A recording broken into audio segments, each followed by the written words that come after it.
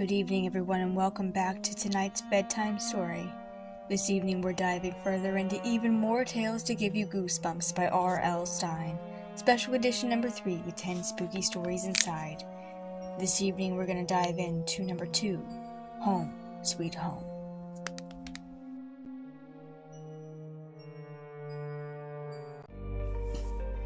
Hey there, it's me, Mama Tori.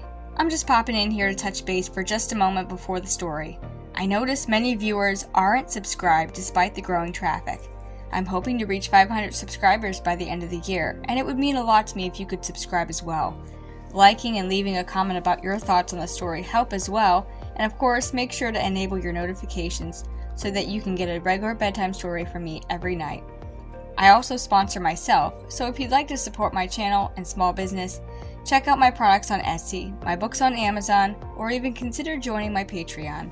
I really appreciate all my viewers. Thank you so much for tuning in. Now, let's get back to the story. "Sharon!" my little sister screamed. "Sharon!" It always makes Alice nuts when I fool around with her dollhouse. That's why I keep doing it. I just can't resist.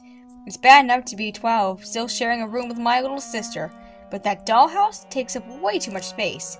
Alice is always playing with it. She has a family of dolls that are the exact right size for the tiny furniture. They even have names. Shauna and Bill, the mom and dad dolls, and Timmy and Tony, the kids. They all have plastic hair. "Sharon!" I strolled down the hall to our room. Alice knelt in front of the dollhouse, putting everything back in the way it had been. "You called?" I asked. She glared at me over her shoulder. "You changed the furniture all around again." "So?" "And you stuck Shauna upside down in the sink." "Give me a break, Alice. Shauna is a doll, and in case you hadn't noticed, that's a fake sink. It's not like she's going to mess up her hair or anything." "You're so mean." I made a face. "Get a life. Normal 9-year-olds don't spend all their time playing with stupid doll houses." "It isn't stupid," she shouted. "It is so." She stuck out the bottom lip and pouted. I felt bad. Well, a little anyway. "Look, I'm sorry, okay?" I muttered.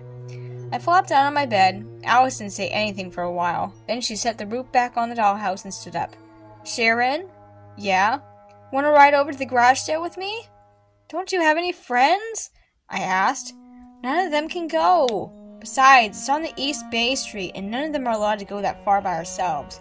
"Please," she begged. I don't know why I agreed to go. I really don't. Maybe because I felt guilty for messing up her dollhouse. Whatever. A few minutes later, we hopped on our bikes and headed out. We turned on the East Bay Street, and Alice stopped in front of a big old house set way back from the road. I spotted the name on the mailbox. "Hey, this is Mrs. Forrester's place," I cried. "Uh-huh." I glanced up at the house. A curtain twitched, and I had the feeling that somebody had peeked out at us. "Mrs. Forrester is really strange," I told Alice. "At least that's what I've heard. Some kids told me that she has weird powers. They said she can change herself into animals."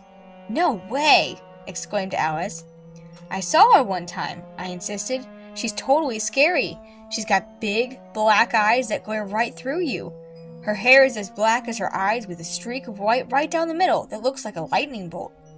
Alice stuck her tongue out at me. "What's the matter, Sharon? Scared?" That got me. "Of course I'm not scared." "So come on." She started pedaling up the long gravel driveway. I followed slowly. I didn't want to be there. Mrs. Forrester did scare me, but no way was I going to look lame in front of my little sister. Alice stopped in front of the garage. 2 long tables had been set up to hold the stuff Mrs. Forrester wanted to sell, but nobody else was there, not even to take the money. "How come no one else is around?" I asked. Alice shrugged. "Maybe she's gone to lunch or something." I turned to stare at the house. The windows seemed to stare back like black rectangular eyes. "I guess we'd better go." "Not yet," Alice pointed towards the nearest table. "There's a sign. It says leave payment on the table." "Too weird," I muttered. "Well, I'm gonna look," Alice replied. She dove in. I mean, the stuff was heaven for Alice, and I knew exactly what she was looking for. "You don't really think Mrs. Forrester is going to have dollhouse furniture, do you?" I teased. "Even if she doesn't, maybe she's selling some lace or something I can use to make curtains. She's got some really old stuff here. And hey!" Alice cried. "Look!" She picked up a tiny object from the table and held it up. It's a little doll lamp. Well, let's see. I ran my finger along the shade. It felt cool and grainy like frog skin. A shiver went up my spine. Yuck, I exclaimed. It's perfect for my living room, Alice protested. And she only wants $2 for it. Exactly what I brought. She set the money on the table and tucked the lamp into her pocket. Aren't you going to buy anything? No way. I didn't want anything that creepy woman owned. But I didn't want Alice to know how frightened I was. So I started poking through the pile of stuff on the far table. A big china bowl caught my eye. I thought it was kind of pretty, so I picked it up. Be careful with that, Alice warned. A huge, hairy spider crawled over the rim of the bowl. It scuttled over my hand. I screamed and flung the bowl away from me. It shattered into 1,000 pieces across the concrete. Sharon! Look what you did! Alice gasped. I hate spiders, I cried. Hate them! Hate them! Hate them! I gazed up at the house. A woman stood at one of the upstairs windows staring down at me. I could see the stripe of pale hair glinting in the sunlight. Mrs. Forrester! I panicked. I totally panicked. Let's get out of here, I cried. We grabbed our bikes and rode like crazy down the driveway. I glanced over my shoulder. Mrs. Forrester remained at the window glaring at me with her round, black eyes. We didn't stop until we reached home. Alice ran upstairs with the lamp. I guess she forgot all about Mrs. Forrester once we returned to her weird little dollhouse world. But I didn't. That night I dreamed about the old woman. In the dream, she knew me. She talked to me. You broke my bowl, she whispered in a harsh, raspy voice, and you didn't pay for it. You will pay, Sharon, I promise. Now you are my problem, and I always take care of my problems. She leaned over to me and her hair fell down and tickled my face. I opened my eyes and found myself staring at the biggest, ugliest spider I'd ever seen. It dangled from the ceiling on a long white strand. As it swiveled to stare down at me, I saw a white stripe down its back. It tickled my face with hairy front legs. Mom! I screamed. Dad! Help! A few seconds later, Mom and Dad came running in. I scrambled out of the bed and flung myself at them. It's a spider! I shrieked. A big hairy spider right on my pillow! Mom clicked the light on. No spider. No spider anywhere in the room. Only Alice, sitting up in her bed, her mouth open wide in surprise. Dad checked under the covers and all around the bed. I kept watching for it to scuttle across the carpet, but no sign of it. It was right here, I insisted. It talked to me. Alice giggled. Wow, are you messed up, Sharon? A talking spider? I forced a laugh too. It was really silly, wasn't it? The next day I rode my bike over to a friend's house. I stayed longer than I had meant to, and when I realized how late it was, I jumped on my bike and raced home. By the time I reached our neighborhood, trees cast long shadows across the ground.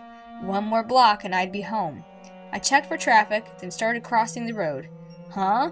I cried out as a car roared out of nowhere. I froze and stared into the bright headlights. Then I swerved so hard my bike nearly flipped over. Tires squealed. I could feel a breeze as the car sped past me. My legs started to shake, so I got off the bike and sat down on the curb. Wow, a close one.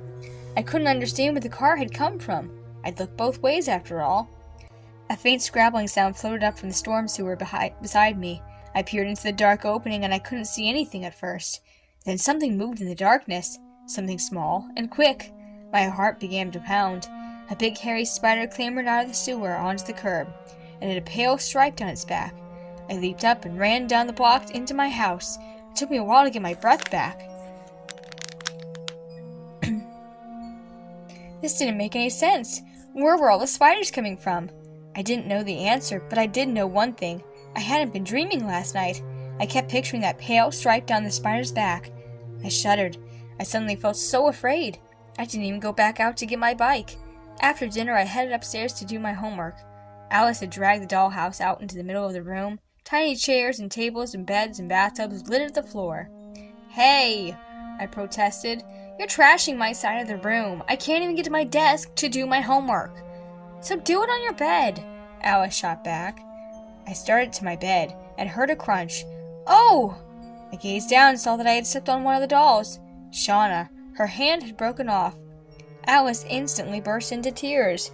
Look what you did, she wailed. It was an accident, I cried. I didn't mean to. You did. You hate my dollhouse. And you hate Shauna. That's why you always stick her head in the sink, and that's why you stepped on her. Sobbing, she grabbed the broken doll and ran out of the room.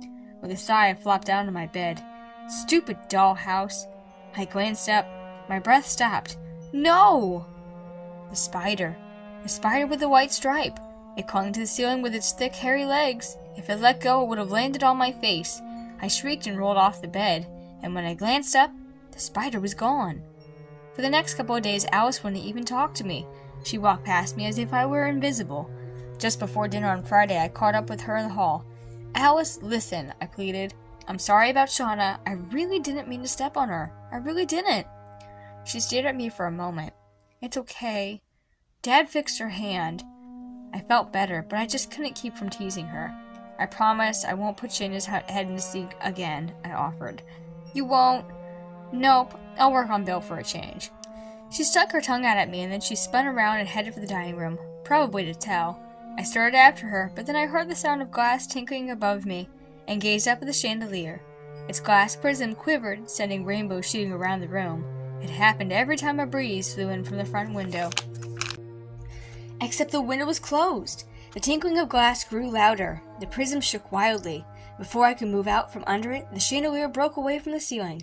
I dove to the wall. The chandelier crashed to the floor beside me. I shrieked and stared down at it. Stared down at the spider. You tried to kill me, I shouted at it. I know who you are. I know what you're trying to do. I spun away. I had to get out of there, away from the vicious old woman and her spider body. I took 3 steps and felt something drop heavily into my hair. My eyes moved to the hall mirror. I saw it. I saw the spider in my hair. I felt his hot breath on the back of my neck, felt his hairy legs slide through my hair, over my scalp. No! With a cry of horror, I pulled at it with both hands, but it clung tightly to my hair, clung so tightly, so tight. I screamed again. Couldn't anyone hear me? I ran into my room. Alice, help me! Help! She wasn't there. And then I felt the spider legs, the points, the sharp points digging into my scalp, digging into my head, and into my brain. No! Over my scream, I heard dry laughter. You are a tiny problem, the spider rasped, so close to my ear. The pain shot through my head and through my whole body. You are a tiny, tiny problem. Was the spider growing bigger? I felt its hot, spongy body pressing against my back. Was it bigger now? No, it wasn't bigger. I was smaller. I was shrinking fast. Standing in the shadow of the hideous spider that still clung to me, still drilled its forearms into my scalp. I have my revenge, the old woman's spider voice rasped in my ear. You are a tiny problem now. No! With another cry of horror, I broke free and ran into the dollhouse, hid inside the dollhouse. I was as tiny as a doll. I could hide there. I could be safe. My life now, it isn't as bad as it sounds. Alice has fixed up the dollhouse really nice. I'm comfortable inside it. My room is really great. She even put a little color TV. I feel very safe and protected. I just have one big problem. Alice, here she comes now. Hey, put me down. I mean it, Alice, put me down. Why does she think it's so funny to stick my head in the sink? The end. Thank you so much for sticking around to the end of this story. I really hope that you enjoyed this bedtime story tonight. If you'd like to, tune in next time for our next bedtime story tomorrow evening at 7:45. Go ahead and like, subscribe, and even leave a comment below at your favorite part in the story. And I invite you to hit the bell icon as well to enable notifications for tomorrow's bedtime story as well. And if you feel drawn to support this channel that I have put together, I do have a Patreon as well as an Etsy store linked in the comments below, linked in the description below. And every little bit helps me so that I can devote more time to putting effort and sound into these videos, as well as sitting down to record them. Thank you so much, and I hope that this evening you have ghoulish nightmares. Good night. Once again, thank you so much for sticking with me until the end of tonight's story. If you haven't done so already, Please go ahead and press subscribe and enable the notifications on the bell icon so that you can tune in tomorrow for another spooky bedtime story. Go ahead and like the video if you liked it, and go ahead and leave a comment below about your favorite part of the story as well. And if you like what I have going on here on my channel, I also invite you to check out my products online on my Etsy store, my books on Amazon, or even consider looking at my Patreon to keep up to date with my next project. This is a great way of helping out my channel and staying tuned for my next release. Thank you so much, everybody, and have wonderful nightmares. Good night.